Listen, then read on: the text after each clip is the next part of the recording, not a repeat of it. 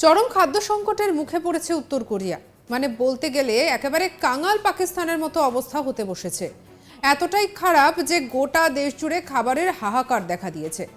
তবে তারই মধ্যে যুদ্ধাস্ত্র কেনা থেকে শুরু করে নিউক্লিয়ার মিসাইল পরীক্ষা থেমে নেই।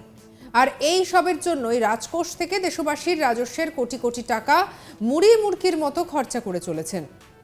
এক নাগারে একের পর এক সামরিক অস্ত্র পরীক্ষা চালিয়ে যাচ্ছে কিম জং উন। দেশের মানুষজন খেতে পেল কি পেল না তাতে সত্যি কিছুই এসে যায় না তার। তিনি দেশের একনায়কতন্ত্রের রাজ চালাচ্ছেন।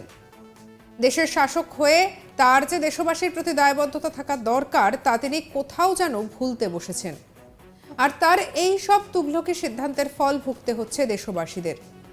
বুধবার উত্তর কোরিয়ার পলিট ব্যুরোর কেন্দ্রীয় কমিটির তরফ থেকে আয়োজিত হয়েছিল বর্ধিত সভা। আর সেই সভাতে খাদ্যের ঘাটতি নিয়ে মুখ খুললেন কিম। বিগত বেশ কয়েক দশক ধরে খাবারের ঘাটতি নিয়ে মারাত্মক সমস্যায় ভুগছে উত্তর কোরিয়ার মানুষ। 90 দশকে মর্মান্তিক দুর্ভিক্ষ হয় আর তারপর থেকেই খাবার না মেলার সমস্যা অব্যাহত থাকে। এরপর থেকে একাধিকবার প্রাকৃতিক বিপর্যয়ের কারণে এই দেশটিতে খাদ্যের সমস্যা আরও বেড়ে গিয়েছে।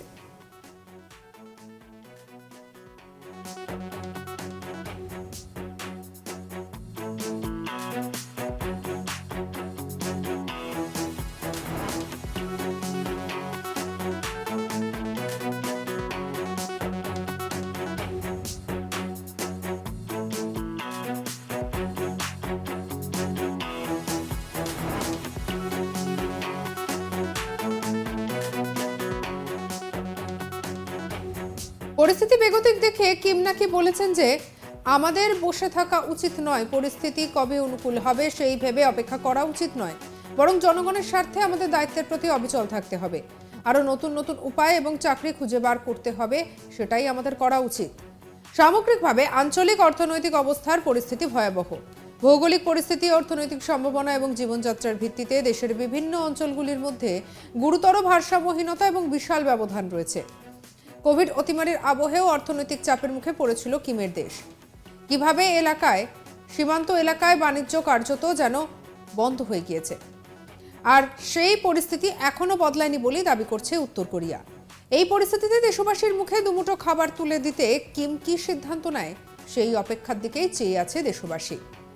তবে পরিস্থিতি যদি দ্রুত সামাল দেওয়া না যায় তাহলে আগামী দিনে কাঙাল পাকিস্তানের মতো পরিস্থিতি হতে আর বেশি দিন সময় লাগবে না, তা বলাই যায়।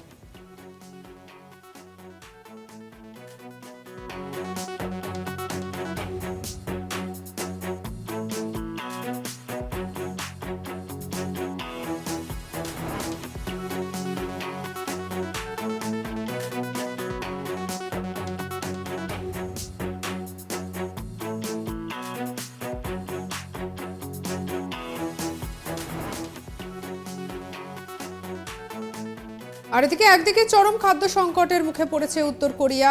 বলতে গেলে কাঙাল পাকিস্তানের মতো অবস্থা হতে বসেছে। এতটাই খারাপ অবস্থা যে গোটা দেশ জুড়ে খাবারের একেবারে হাহাকার দেখা দিয়েছে।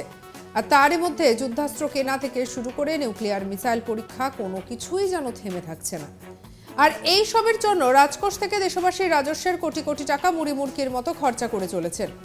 এক নাগারে একের পর এক সামরিক অস্ত্র পরীক্ষা চালিয়ে যাচ্ছেন কিম জং উন। দেশের মানুষজন খেতে পেল কি পেল না তাতে সত্যি কোনো কিছুই যেন এসে যায় না। তিনি দেশের একনায়কতন্ত্র রাজ চালাচ্ছেন। দেশের শাসক হয়ে তার যে দেশবাসীর প্রতি দায়বদ্ধতা থাকা দরকার তা তিনি কোথাও যেন ভুলতে বসেছেন। আর তার এই সব তুগলকি সিদ্ধান্তের ফল ভুগতে হচ্ছে দেশবাসীকে। বুধবার উত্তর কোরিয়ায় পলিট ব্যুরো কেন্দ্রীয় কমিটির তরফ থেকে আয়োজিত হয়েছিল বর্ধিত সভা। আর সেই সভাতেই খাদ্যের ঘাটতি নিয়ে মুখ খোলেন কিম। বিগত বেশ কয়েক দশক ধরে খাবারের ঘাটতি নিয়ে মারাত্মক সমস্যায় ভুগছে উত্তর কোরিয়ার মানুষ।